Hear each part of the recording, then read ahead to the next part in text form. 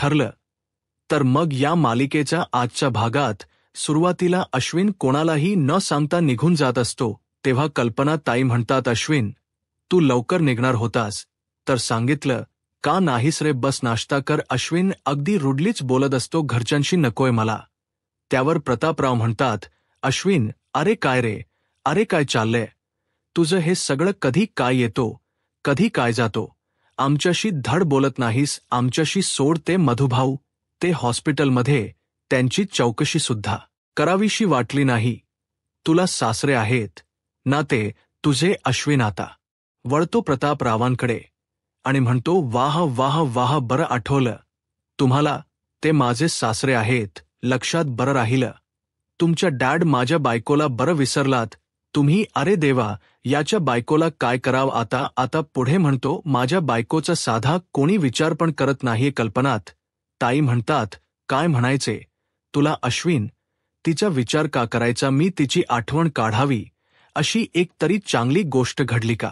त्यावर अश्विन म्हणतो, मम्मा, खूप चांगल्या गोष्टी आहेत, खूप आहेत. तुम्हाला त्या लक्षात नसतील ठेवायच्या तर नका ठेवू, मी ठेवेल ना सगळ्या गोष्टी तिच्या बाबतीत लक्षात, तुम्ही बसा. मधुभाऊंची काळजी करत अश्विन असा उद्धट सारखा बोलतोय. स्वतःच्याच आई वडिलांना बायकोच प्रेम ते किती बघा ना, आई वडिलांनी केलेले कष्ट सुद्धा विसरले जातात. असो, आता पुढचा सीन बघा नागराजचा. आणि या सुमनचा दाखवलाय, नागराज गाढ झोपेत असतोय आणि त्याला हे स्वप्न पडलं बर का. प्रेक्षकांनो, सुमन म्हणत असते, अहो उठा, बाहेर पोलीस आलेत, त्यांनी तुम्हाला बोलवले. नागराज घाबरतो. मग ही सुमन सांगत असते त्याला, अहो मधुभाऊंचा खून झालाय आणि तो खून तुम्ही केला असं सांगताय पोलीस, चला अहो बाहेर चला. नागराज म्हणतो, नाही नाही, मी नाही केला खून. मग ती सुमन म्हणते, अहो पण मधुभाऊंनी स्टेटमेंट दिल मरण्याआधी, ते इन्स्पेक्टर साहेब सांगतायत तुम्ही त्यांच्या पाठीत सुरा उपसला, पण समोरच्या काचेत त्यांना तुम्ही दिसले, चला तुम्हाला पकडायला आलेत. ते आता बाहेरून आवाज येतो नागराजला, या किल्लेदार, नागराज किल्लेदार बाहेर या, तुम्हाला मरेपर्यंत सडायचं आता जेलमध्ये, चला बाहेर या. नागराज मोठ्याने ओढत असतो, मी काही केलं नाही, मी खून नाही केला, मी काही केलं नाही. आणि एकदम झोपेतन जागा होतो. हे त्याचं वाईट स्वप्न असतं. नागराज झोपेतन जागा होतो आणि विचार करायला लागतो, अरे बापरे, त्या मधुभाऊने खरंच मला खून करताना पाहिलं असेल तर. नाही, मग तर मधुभाऊ माझं नाव घेतीलच.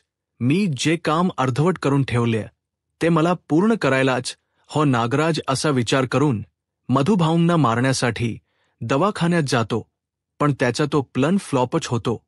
प्रतापराव इकडे अश्विनला ओरडत असतात, म्हणजे हा सीन पूर्ण केलाय त्यांनी. आता पुढे ते म्हणतात, अश्विन, अरे जावई म्हणून नाही, पण तू डॉक्टर म्हणून तरी दवाखान्यात जा. मधुभाऊंकडे सायली, अर्जुनला धीर येईल जरा. अश्विन म्हणतो, मला कशाला त्यांना धीर द्यायची काही गरज नाहीये, माझ्या बायकोला आहे का कोणी जेलमध्ये, धीर द्यायला कोणीच नाही.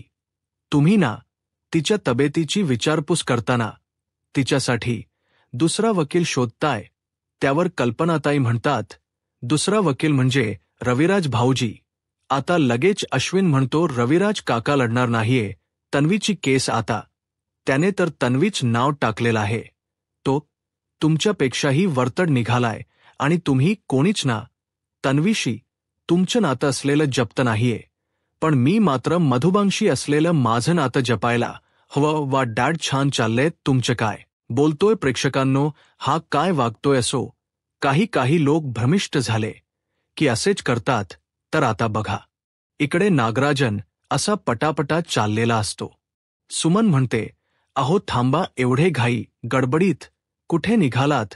लगेच नागराज म्हणतो, झाल गेली आडवी, मला हजारदा सांगितलं तुला सुमन, मी बाहेर जात असताना मला काही विचारत जाऊ नकोस, माझं काम नाही झालं. म्हणजे सुमन म्हणते, पण तुम्हाला एवढं काय तातडीचं काम आहे, बाहेर काय झालं काय. लगेच नागराज म्हणतो, मेडिकल इमर्जन्सी आली आहे माझ्या मित्राकडे, मला जायचंय त्याच्या मदतीला. आता ही सुमन म्हणत असते, अहो मी काही मदत करू का, डब्बा वगैरे देऊ का. अहो ऐका, तर खरी पण नागराज तोपर्यंत बाहेरही गेलेला असतो. पुन्हा अश्विनचा सीन कंटिन्यू केलाय. प्रतापराव म्हणतात, अरे अश्विन कोणावरही इतकं प्रेम करू नये की त्याच्या चुका सुद्धा दिसू नये. त्यावर अश्विन म्हणतो, दिसतात ना डॅड, सगळ्या चुका दिसतात. माझ्या बायकोला झालेला पश्चाताप पण दिसतोय मला. डॅड, एक गोष्ट सांगतो, तुम्हाला कुठल्याही माणसाला त्याची चूक सुधारायला एक संधी तर मिळालीच पाहिजे, आणि ती संधी मी माझ्या बायकोला देणार आहे. जाऊ द्या म्हणा. तुमच्या समोर मी काय बोलणार आहे, कशासाठी बोलतोय कोणास ठाऊक, पण या सगळ्या गोष्टींमुळे तुम्हाला काही फरक पडणारच नाही ना. असं बोलून हा उद्धट सारखा तिथून निघून जातो. बिचारे प्रतापराव आणि या कल्पनाताई आवाज देतात, पण हा चालला जातो तर. बघा आता इकडे दवाखान्यात इन्स्पेक्टर आलेत. सायली अर्जुनला ते विचारपूस करतात. मधुभाऊंच्या खुनाबद्दल इन्स्पेक्टर विचारतात, पाटलांची तब्येत कशी आहे, आम्हाला त्यांच्याशी बोलता येईल का, आम्ही खुनाचा तपास करत आहोत. अर्जुन म्हणतो, मधुभाऊंना चुली कोमात गेलेत. इन्स्पेक्टर साहेब, ट्रीटमेंट चालू आहे, पण शुद्ध कधी येईल ते सांगता येणार नाही. मधुभाऊंना इन्स्पेक्टर विचारतात, हल्ला जेव्हा झाला पाटलांवर तेव्हा घरात कोण कोण होतं. सायली म्हणते, आम्ही जन्माष्टमीसाठी घराबाहेर होतो. दहीहंडीचा उत्सव होताना घरात आमच्या हे जे काही घडलं ना ते घराच्या आत घडलंय. इन्स्पेक्टर साहेब, अर्जुन म्हणतो, हे सगळं ना म्हणजे सगळ्यात पहिल्यांदा अद्वैत चांदेकरने बघितलं होतं. त्यानेच आम्हाला पहिल्यांदा हे सांगितलं. मग इन्स्पेक्टर म्हणतात, त्या अद्वैत चांदेकरचा नंबर द्या मला, मी बोलेल त्याच्याशी. बर अजून कोणी होतं का, बाहेरचे कोणी मेंबर होते का, कोण कोण होतं घरात. मग अर्जुन सांगतो की काय झालं. इन्स्पेक्टर, यावर्षी आमच्या ट्रस्टला 50 वर्ष पूर्ण झाले ना, तर खूप लोक इन्व्हायटेड होते आमच्या घरी.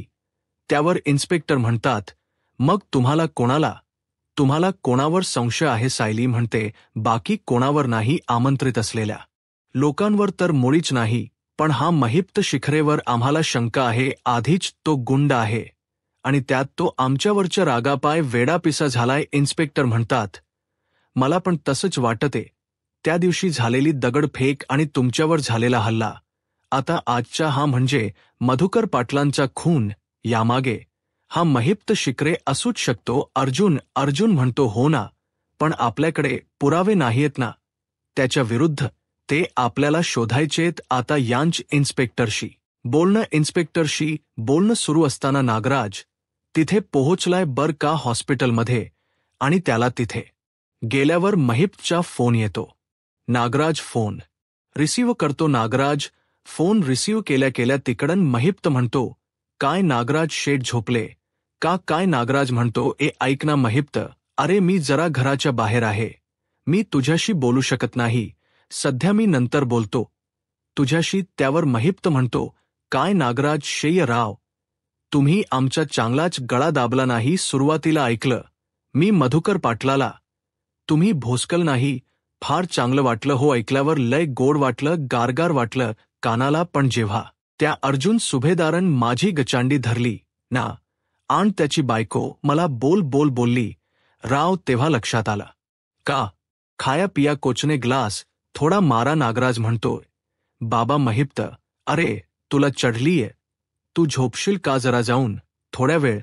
त्यावर महिप्त म्हणतो, अरे नागराज शेठ, काय राव झोप उडाली आहे माझी, एखादी बाई समोर येऊन 4 गोष्टी ऐकवते ना अशी, तेव्हा तिचा गळा दाबावासा वाटतो हो, पण काय करणार, सध्या वातावरण गरम आहे ना राव. नाही, त्यात तुम्ही पण नवीन कांड करून ठेवलं म्हटल्यावर मी कसं काय त्या वकिलाच्या बायकोचा मुर्दा पाडणार ना त्यावर. नागराज म्हणतो, बरे थांब ना महिप्त, नंतर बोलणारे बाबा, नंतर बोल माझ्याशी, असं म्हणून तो फोन कट करून टाकतो. बर का महिप्त आता स्वतःच्याच मनाशी बडबडतोय, काय दिवस आलेत राव माझे, पोरगी माझी झेलाते. हा चिरकुट नागराज, तो पण माझं काही ऐकून घेत नाहीये. बदलणार मैप शेठ, तुमचे दिवस बदलणार, चांगले दिवस येणार, असं म्हणून आता पुन्हा त्याचं चालू करतोय खाणं पिणं. नंतर प्रतापराव आणि या कल्पनात ताईंचा सीन दाखवलाय प्रेक्षकांनो. माझा आवाज पुन्हा एकदा बसलाय बर का, काय झालंय, माझी इम्युनिटी खूपच वीक झाली आहे. मी चेक करून आले दवाखान्यात, कारण या महिन्यात मला लगेच दुसऱ्यांदा सर्दी झाली आहे ना, असं झालं नाही कधी आतापर्यंत. जरा हेल्थ इश्यूज झालेत खूप मला पण. असो सगळ्या टेस्ट करतीये मी आणि 1-2 टेस्ट नॉर्मल पण आल्यात, त्यामुळे डोंट वरी, मी काळजी घेते स्वतःची. आम्ही थोडं रेनोव्हेशनचं काम काढलं होतं ना घरामध्ये, त्यामुळे खूप दगदग झाली मागच्या 2-3 महिन्यात. पण आता माझी तब्येत ठीक आहे आणि आता सणवार आहेत ना, त्यामुळे होणारच म्हणा थोडीफार दगदग चालायचंच. पण आता मी माझ्या तब्येतीकडे लक्ष देतीये. राहत्या घरात रेनोव्हेशन काढलं की फार फजिती होते. हो, तसंच काहीतरी झालंय माझं तर. बघा आता हा सीन कल्पनाताई आणि या प्रतापरावांचा दाखवलाय. प्रतापराव म्हणतात, कसा हा अश्विन काही ऐकत नाही आपलं लगेच. आता कल्पना जाऊद या, त्याचं काय बघायचं. आता मी पटकन नाश्ता करते. ती आली तर पटकन नाश्ता करायला घ्यायची. त्यावर प्रतापराव म्हणतात, अगं कल्पना ती आली म्हणजे? ती म्हणजे कोण? कल्पना म्हणतात, कोणी नाही. आता विमलला म्हणतात, ए विमल, मेथीची भाजी ती चिरते ना तशीच चिर आणि तशीच कर. मग विमल म्हणते, तुम्ही सायली ताई बद्दल बोलताय ना? मग या कल्पनाताई म्हणतात, मग कोणाबद्दल बोलणार मी? आणि कल्पनाताई मनाशीच बोलत असतात, तिच्यासाठी चहा ठेवायला पाहिजे बाई. आता हे प्रतापराव सगळी तयारी पाहतात आणि म्हणतात, बघ विमल बघतेस ना? नाही नाही म्हणता म्हणता सुनेची काळजी घेणं सुरू आहे बाई. बघ अग अर्जुन सुद्धा रात्रभर हॉस्पिटलमध्येच आहे. बरं नाही. मुळात ते दोघे घरी येणार की नाही हे माहीत नाही अजून आपल्याला. तरी बघ आपलं स्वयंपाक घरात काय बनतंय सुनेसाठी. सासूच्या हातचा चहा उत्तम आहे, उत्तम. आता कल्पनाताई चिडतात आणि म्हणतात, उगाच हवा तो अर्थ लावू नका. ती तुमची सून असेल, ती माझी कोणी नाहीये. पुन्हा पुन्हा जीव लावायला काही मी मूर्ख नाहीये.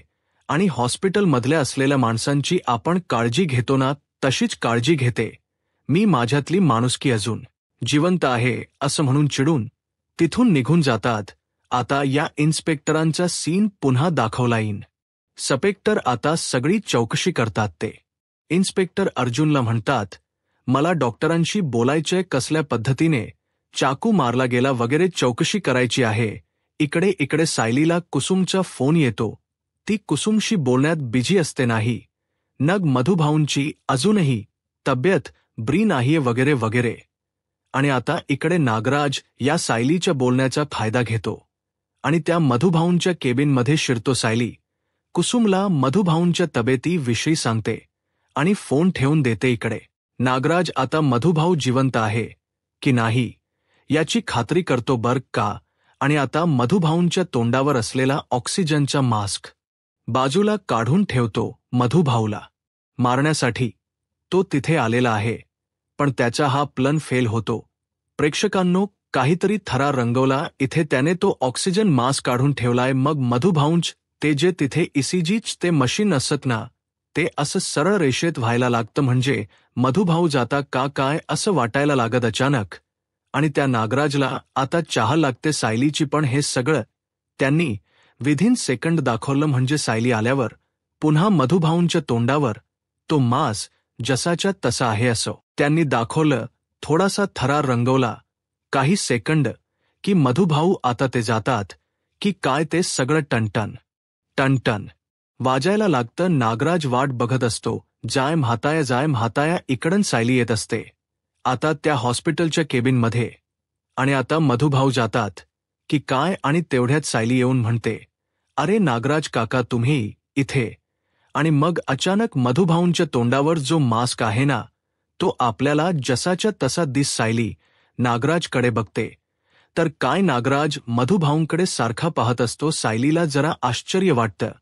तो म्हणते की नागराज काका तुम्ही इथे आता.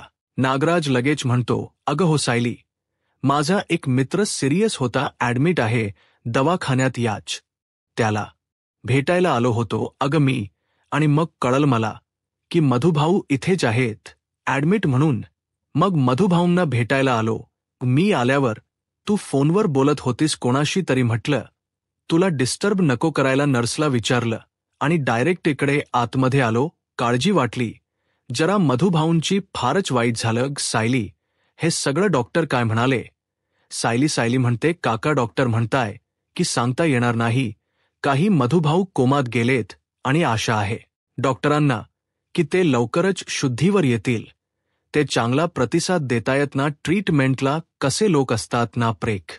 शकांनो पोटात एक ओठावर एक वागायचं.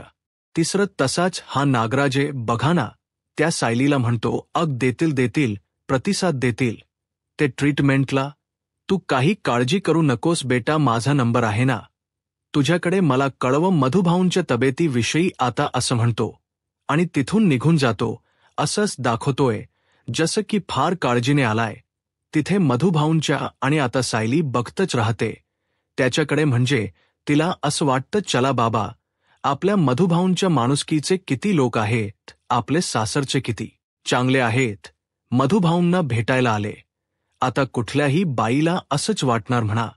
तर आता असो नागराज निघून जातो बाहेर आणि आता विचार करायला लागतो. बरं झालं त्या सायलीच्या येण्याची चाहल लागली, नाही तर आज पकडलं गेलो असतो. डॉक्टर म्हणतोय तसा हा म्हातारा शुद्धीवर आला तर नाही काही झालं तरी या म्हातायाला संपवायलाच हो, असा विचार करून आता नागराज पुन्हा पुढच्या प्लॅनिंगला लागला. मंडळी, तसं बघायला गेला तर आजचा एपिसोड जरा नॉर्मलच आहे. काय झाले प्रेक्षकांनो, आता खूप मोठा लॉस झालाय ठरलं तर मग या मालिकेमध्ये आता पूर्णाजी आपल्याला दिसणार नाही. आय होप ते दुसरी कुठलीतरी पूर्णाजी घेतील. पण खरं सांगू प्रेक्षकांनो, मला या विषयाची चर्चा सुद्धा करावीशी वाटेना. म्हणजे आपण पूर्णाजीच्या जागेवर दुसरी कुठली पूर्णाजी इमॅजिन करणं आणि एक्सेप्ट करणं थोडंसं अवघडच आहे नाही का? बरं बघा पुढचा सीन बघा. सायली म्हणत असते मधुभाऊंना, बघा ना मधुभाऊ, तुम्हाला भेटायला नागराज काका आले होते. तुम्हाला माणसांची वर्दळ आवडते ना, तुम्हाला भेटायला आले होते. ते आश्रमात सुद्धा कोणाची न कोणाची येजा असतेच मधुभाऊ, पण तुम्ही नसण्याने सगळ्यांच जग बदललंय. उठा ना मधुभाऊ, उठा ना लवकर. अर्जुन येतो तिथे आणि म्हणतो सायली उठतील, मधुभाऊ लवकरच उठतील. तू मधुभाऊंशी असंच गप्पा मारत राहा, तुझा आवाज त्यांच्यापर्यंत नक्की पोहोचेल, ते लवकर बरे होतील. सायली म्हणते अहो तुमच्या तोंडात साखर पडो बरं. इन्स्पेक्टर सावंत बोलले का डॉक्टरांशी? अर्जुन म्हणतो हो, डॉक्टर सावंत बोलले इन्स्पेक्टरांशी आणि करतील ते आता पुढची सगळी तपासणी. सायली म्हणते अहो नागराज काका आले होते इथे. अर्जुन म्हणतो नागराज काका आले होते पण त्यांच आणि मधुभाऊंच काही रिलेशन नाहीये. सायली म्हणते हो ना, म्हणजे मधुभाऊंचा स्वभावच असा आहे की त्यांच्याबद्दल कोणी माणुसकी चच वागत ना. म्हणजे ते म्हणाले की त्यांचा मित्र आहे इथे कोणी ॲडमिट, नागराज काकांच्या, म्हणून ते इथे आले होते. तर आले मधुभाऊंना भेटायला, सगळ्यांच्या प्रार्थना फळायला येऊ देत आहो. अर्जुन म्हणतो हो नक्की येतील, तू नको काळजी करूस. आता पुढचा सीन पुन्हा कल्पना ताईंचा दाखवलाय. पाहायला गेलं तर कल्पना ताईंना खूप काळजी वाटते सायलीची, पण ती त्यांना एक्सेप्ट करायची नाहीये. प्रतापराव त्यांना म्हणतात जाऊन कल्पना, तुझ्या मनात जे चाललंय ते तू किती दिवस लपून ठेवणार आहेस? कल्पनाई म्हणतात तर मी कशाला लपून ठेवू? मग प्रतापराव म्हणतात सायली बद्दलच प्रेम ते लपून ठेवतेस तू. अगं किती लपवतेस कल्पना? अगं मधुभाऊंच जे काही झालंय ते झाल्यानंतर सायलीची काळजी जास्ती घेतेस तू. अर्जुन पण आहे तिथे दवाखान्यात, पण तुला सायलीचीच काळजी वाटते आता. या कल्पनाताई चिडून म्हणतात उगाच काही बोलू नका, कोणी दवाखान्यात असलं तर काळजी वाटणारच ना. प्रतापराव म्हणतात कोणीतरी, अगं सायलीचे वडील आहेत ते, त्यासाठीच तुझा जीव खालीवर होतोय. तुझ्या सुनेसाठी तू अस्वस्थ होतीयस कल्पना. अगं तिला तू मुलगी मानायची आणि अजूनही तू मनातन मांडतेस. अगं का दाखवत नाहीयेस तू हे बोलून? कल्पना ताई म्हणतात हे बघा, तुम्ही जे बोलताय ना हो तसं काही नाहीये. प्रतापराव म्हणतात अगं तुझ्या मनात जे आहे ते तू नेहमी स्पष्टपणे बोलून दाखवते. आता तिच्या राग बोलून दाखवतेस ना, मग तिच्याबद्दलची माया का बोलून दाखवत नाहीयेस? बोल ना, तुला जे वाटत ते. कल्पना ताई म्हणतात तुम्हाला सांगितलं ना मी खाली मी माणुसकीच्या नात्याने करते. तिथे चहा जेवण पाठवणं हे सगळं मी शेजायासाठी सुद्धा केलं असतं. आता तिथे तर माझा अर्जुन पण आहे. अर्जुनही तिथे थांबलाय. मी या छोट्या छोट्या गोष्टी करणारच. उगच तुमच्या पद्धतीने काही पण अर्थ लावू नका. कल्पना ताई असं बोलतात आणि बाजूला जाऊन बसतात. प्रतापराव मनात विचार करायला लागतात. कल्पना, अगं तुझ्यासोबत खूप संसार केलाय मी, मला काय तुझ्या मनातलं कळत नाही का? तू बोलून नशील दाखवत, पण मला माहिती आहे तुला सायलीबद्दल फार काळजी वाटते. अवघडच आहे बाबा. प्रेक्षकांनो, पुढे बघा. आता पुढचं शेवटचं सीन तुम्ही बघत आहात. कुसुमताई आलीये तिथे दवाखान्यात या मधुभाऊंना भेटायला आणि अर्जुन सायलीसाठी ती कॉफी घेऊन येते. कोणी दवाखान्यात असल्यान प्रेक्षकांनो भयंकर असतो.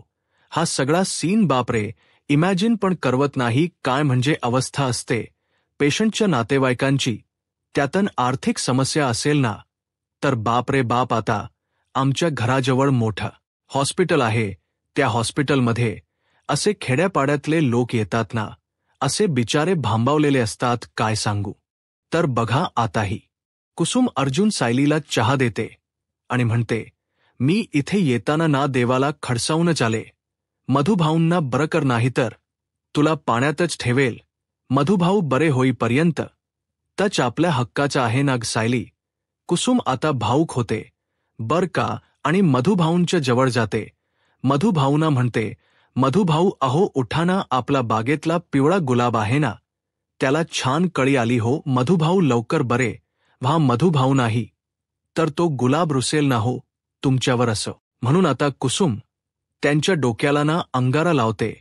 ती लवकर बरे व्हावेत म्हणून आता सायली जवळ येते आणि सायलीला म्हणते, झाला का बेटा चहा पिऊन?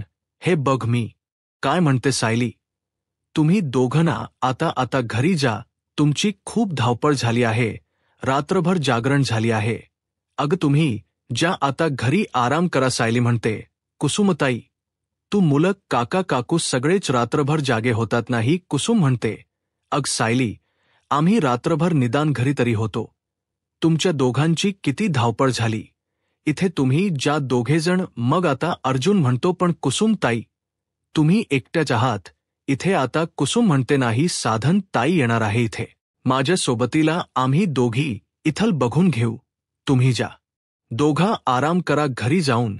अर्जुन म्हणतो, सायली कुसुमताई बरोबर बोलतात, आपण घरी जाऊ, आराम करू, थोड्या वेळ फ्रेश होऊन परत येऊ, मग कुसुमताईंना घरी जाता येईल. मग आता लगेच सायली म्हणते, बरं कुसुमताई इथे ना नर्स बसलेले असतात शेजारी, तुला काही वाटलं ना तर त्यांना हाक मार. मी घरी गेले ना की तुला डब्बा पाठवते. हो कुसुम म्हणते, सायली नको नग आता दगदग करू, माझं काय ते मी बघून घेईल. बरं तुझ्या घरी आणि थोडा आराम कर. अर्जुन म्हणतो, बरं येतो. हा कुसुमताई आणि आता सायली कुसुमला अशी मिठी मारते आणि आता निरोप घेते कुसुमचा आणि इथेच एपिसोड समाप्त होतो. आता पुढच्या प्रोमोमध्येत यांनी छान दाखवले प्रेक्षकांनो. आता अर्जुनला चुटपुट लागली आहे सायलीचे आई बाबा नेमके कोण आहेत याचा शोध तो आता घ्यायला निघणार आहे. त्यामुळे तो सगळ्यात आधी तर कुसुमला विचारतो की सायलीचा एखादा लहानपणीचा फोटो आहे का तुमच्याकडे. आता कुसुमला प्रश्न पडलाय की हा मध्येच काय बोलतोय. हे सगळं ती जरा टेन्शनमध्ये येते आणि म्हणते, काय हो काय झालंय. कुसुम घाबरून जाते आणि म्हणते, अहो तुम्ही असं का विचारताय अचानक. अर्जुन, सर काय झालं, मला भीती वाटते. आता मग अर्जुन तिला सांगतो कुसुमला सगळं की मला असं कळलंय की सायलीचे आई बाबा जिवंत आहेत. आणि इकडे प्रतापराव सायलीला समजवतात, रडायचं नाही कारण ती घरी गेल्यावर खूप रडत असते. माझ्या मधुभाऊंच कसं होईल, काय होईल. ते असे तिथे हॉस्पिटलच्या तिथे झोपलेलेत, काहीच बोलत नाहीत. खूप काळजी वाटते अस्मिता पण तिला दिलासा देत असते. तेव्हा प्रतापराव म्हणतात की हे बघ सायली, तुझी रूम सोडली तर हे सगळं घर म्हणजे तुझं माहेर आहे. मी तुला सांगितले ना, त्यामुळे काळजी करायची नाही आणि मधुभाऊ लवकर बरे होतील. आणि अर्जुन यूट्यूब चॅनलला सबस्क्राईब करा आणि व्हिडिओ लाईक करा. धन्यवाद.